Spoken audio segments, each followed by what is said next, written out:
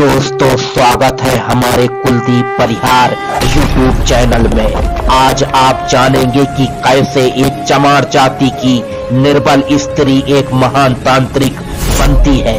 आज आप जानेंगे तंत्र विद्या के गूढ़ रहस्यों को। वर्तमान के पंजाब प्रांत के अमृतसर क्षेत्र के आसपास चमरी नाम का एक गांव है। विद्वानों का कहना है कि प्राचीन काल में लोना चमारी का जन्म इसी गांव पर हुआ था। लोना चमारी, जो कि आगे चलकर एक प्रसिद्ध तांत्रिक बनने वाली थी, उन्होंने अपने जीवन में बहुत सारी कठिनाइयां झेली थीं। कहते हैं लोना चमारी के परिवार में उनके माता पिता के अलावा 2 भाई थे, जिनका नाम इले और गेंदा था। संत लोकेंद्र नाथ जी महाराज बताते हैं कि लोना चमारी का विवाह कम उम्र में ही उन्हीं की जाति के एक पुरुष के साथ हो गया, लेकिन किसी कारणवश लोना चमारी का यह विवाह कुछ समय बाद ही टूट गया और विवाह के टूटने के कारण लोना चमारी के मन में पुरुष जाति के प्रति एक तरह से नफरत का भाव आ गया था और वह विवाह को ही नकारने लगी। उनका विवाह चमारी गांव से थोड़ी दूर दूसरे गांव में हुआ, किंतु कुछ दिन तक वह अपनी ससुराल में रही और कुछ समय बाद लोना का अपने पति से मतभेद हो गया। वह स्वभाव से क्रूर था। उन्होंने अपने पति को छोड़ दिया, अर्थात उसका तलाक हो गया। तब लोना चमारिन को पुरुषों से घृणा हो गई। उसके भाइयों ने कहा दूसरी शादी करते हैं। उसने शादी करने से मना कर दिया। उनके भाइयों ने दबाव दिया कि तुम दूसरा विवाह कर लो, लेकिन वह नहीं मानी। उसके बाद लोना चमारी के साथ क्या क्या हुआ, इस कहानी में विस्तार पूर्वक जानते हैं। बस आप इस वीडियो को लाइक करके हमारे चैनल को सब्सक्राइब कीजिए। मित्रों, लोना चमारी कई प्रकार की है। एक काशी की लोना चमारी है, जो बाबा रविदास जी की पत्नी मानी जाती है। कहते हैं कि रविदास जी से उनका विवाह हुआ था, लेकिन गौना नहीं हो पाया। रविदास संत हो गए। वहीं पर एक दूसरी लोना चमारी है, जो कि तथाकथित नीची जाति की कहे जाने वाली जाति से आती है, लेकिन वे राजस्थान की गोगा जहांगीर की यहाँ दासी का काम करती थी। गोगा जहांगीर राजस्थान में एक पूज्य देवता है। वह अपनी दासी को अपनी मां की तरह सम्मान देते थे और वह दासी लोना चमारी गुरु गोरखनाथ की शिष्या थी। आज भी राजस्थान में उनकी पूजा होती है और कहते हैं कि उनकी पूजा से यदि वह प्रसन्न होती है तो वह उनके साथ ही गोगा जहांगीर भी जागृत हो जाते हैं। लेकिन यहाँ पर हम जिस लोना चमारिन की बात कर रहे हैं, वह कामरू कामाख्या की एक तांत्रिक थी, जिनका संबंध यहाँ से नहीं बल्कि पंजाब के अमृतसर क्षेत्र के आसपास से माना जाता है। आपको यह ध्यान दिला दें कि अमृतसर की स्थापना तो बहुत बाद में हुई थी, लेकिन लोना चमारी का जन्म पहले ही हो गया था। हम केवल आज के समय के लिए अमृतसर का नाम ले रहे हैं। लोना चमारी बड़ी सुंदर थी। कहते हैं कि उनकी सुंदरता के कारण उस समय की बड़े बड़े राजा महाराजा तक उनके साथ विवाह करना चाहते थे, लेकिन कम उम्र में विवाह और फिर उसके बाद उस विवाद से दूरी के कारण उनके मन में विवाह के प्रति नफरत का भाव आ गया। वह चाहती थी कि वह जीवन में कुछ सफल काम करे। वह लोगों की भलाई का काम करना चाहती थी, लेकिन तथागत नीची जाति का होने के कारण उन्हें समाज में सम्मान नहीं मिल पाता था। और इसी दौरान उन्होंने दिल्ली की कुछ योगिनी के बारे में सुना। यह भी सुना कि योगिनी भी तथाकथित नीची ही कहे जाने वाली जाति से हैं, लेकिन उनका बड़ा ही सम्मान है। वे अमृतसर से चलते हुई दिल्ली पहुंची। दिल्ली जाने के बाद उन्होंने योगिनी से कहा कि आप हमें भी तंत्र विद्या सिखाएं। इस पर योगिनियों ने कहा कि हम आपको नहीं सिखा सकते, इसके लिए आपको असम जाना होगा और वहां पर ही आपको सिद्धि प्राप्त होगी। लोना चमारी के मन में सिद्धि प्राप्त करने की ललक थी। वह अपना जीवन सफल बनाना चाहती थी, इसलिए उसने दिल्ली से असम के लिए प्रस्थान किया। यह 11वीं सदी के आसपास की कहानी है। उस समय न तो यातायात के इतने साधन विकसित थे और न ही इतनी दूर तक यात्रा करना एक स्त्री के लिए सफल माना जाता था।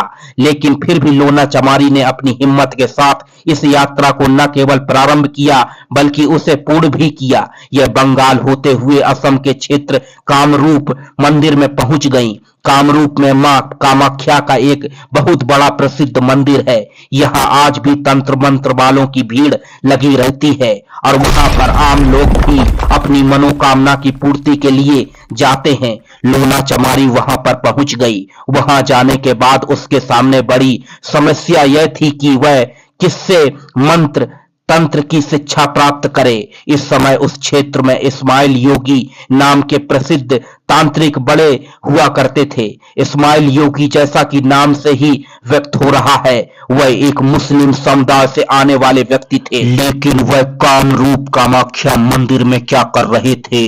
वास्तव में इस्माइल योगी उस परंपरा से आते थे जो इस्लाम और युग के मिलन से पैदा हुई थी। भारत में प्राचीन काल से ही वैदिक कर्मकांड होते थे, लेकिन उस समय कर्मकांड इतने कठिन होते थे कि आम जन के लिए वह करना संभव नहीं था। इसी कारण से 4वीं-5वीं शताब्दी के आसपास बौद्ध धर्म में तांत्रिक क्रियाकलापों की बाढ़ आने लगी।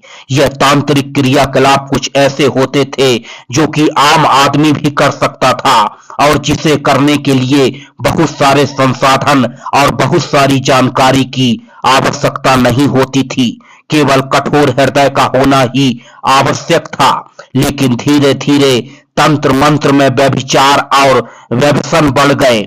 फिर इन व्यसनों को दूर करते हुए गुरु गोरखनाथ जी ने योग संप्रदाय की स्थापना की। जब 7वीं-8वीं शताब्दी में इस्लाम का भारत में आगमन होना प्रारंभ हुआ और 10वीं-11वीं शताब्दी में वह भारत में पूर्णतः स्थापित हो गया, तो उस समय इस्लाम सभ्यता का योग के साथ टकराव हुआ और वहीं से साबर मंत्रों की उत्पत्ति हुई। यह मंत्र बड़ी ही आसान भाषा में होते थे और यदि कोई पहुंचा हुआ साधक अपने नाम में से साध लेता था तो अन्य छोटे मोटे साधकों के लिए इस मंत्र का उपयोग करना बड़ा ही आसान हो जाता था। इस्माइल जोगी ऐसे ही एक साधक थे जो साबर मंत्रों को सिद्ध किया करते थे।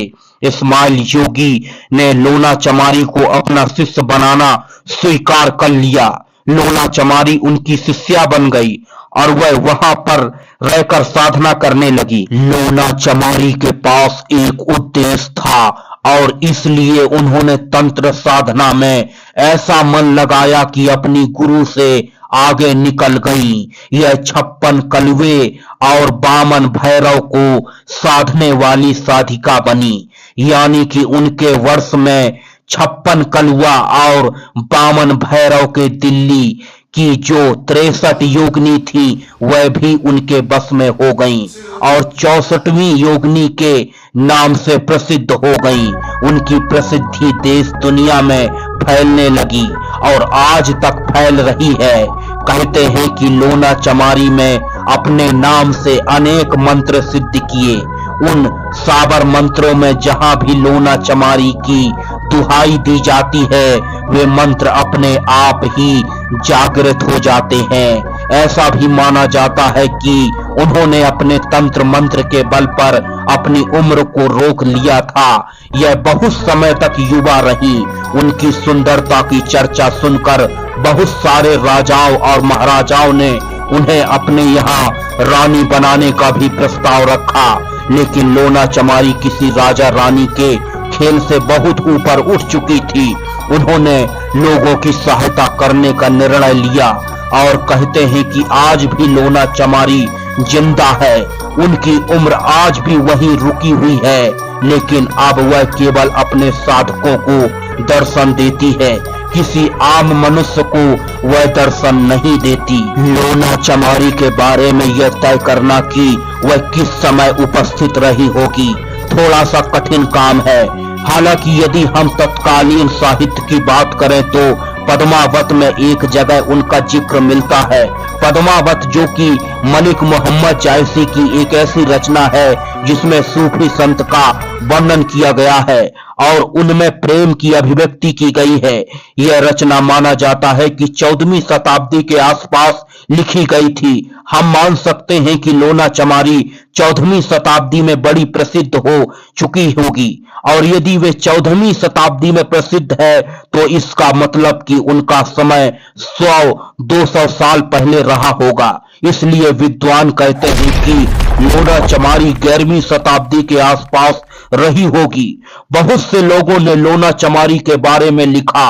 मिर्जापुर के आसपास एक ऐसा व्यक्ति था जो भक्त हनुमान का आह्वान करता था और इसके अलावा भी 2 लोगों का नाम लेता था। यह 2 लोग थे लोना चमारिन और इस्माइल जोगी। यह किसी बुरे साय और विषैले जीव से रक्षा करने के लिए मंत्र प्रयोग में ले जाते थे। इसी तरह बहुत सारे लोगों ने लोना चमारी के बारे में लिखा है। उसी में से एक मंत्र है जो लोना चमारी के नाम से वशीकरण सिद्ध के लिए प्रयोग में लाया जाता है। यह मंत्र है, कामरू देश कामाख्या देवी जहां बसे इस्माइल जोगी। इस्माइल जोगी की लगी फुलवारी, फूल चुने लोना चमारिन। जो ले यह फूल की बास, वही की जान हमारे पास। घर छोड़े घर आंगन छोड़े, छोड़े कुटुंब की मोय लाज दुहाई। लोना चमारिन की दुहाई, लोना चमारिन की दुहाई। कहते हैं यह मंत्र जागृत हो जाता है। इसी प्रकार पद्मावत में एक जिक्र आता है कि यह कर गुरु चमारिन लोना, सिखा कामरू बाढ़त टोना। दुधी अमावस मह जो दिखाए, एक दिन राहु चांद कहलावे।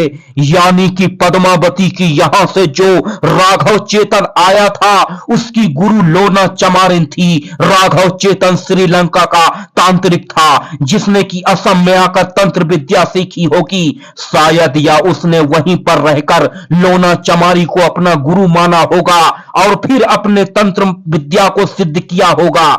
तो मित्रों कुछ भी हो, इससे यह जाहिर होता है कि लोना चमारी का काल 11वीं शताब्दी से 13वीं शताब्दी के बीच में रहा होगा। लोना चमारी एक तथाकथित नीची कहे जाने वाली जाति से आती थी और वह भी महिला थी। समय भी उस समय मध्यकाल का था जब महिलाओं को और नीची जाति कहे जाने वाले लोगों को हमेशा ही आगे बढ़ने से रोक दिया जाता था। ऐसे ही समय में लोना चमारिन की इतनी प्रसिद्धि यह बता रही है कि यदि कोई अपने मन में कुछ ठान ले तो वह सफल हो जाता है। आपको यह कहानी कैसी लगी कमेंट बॉक्स में अवश्य बताएं।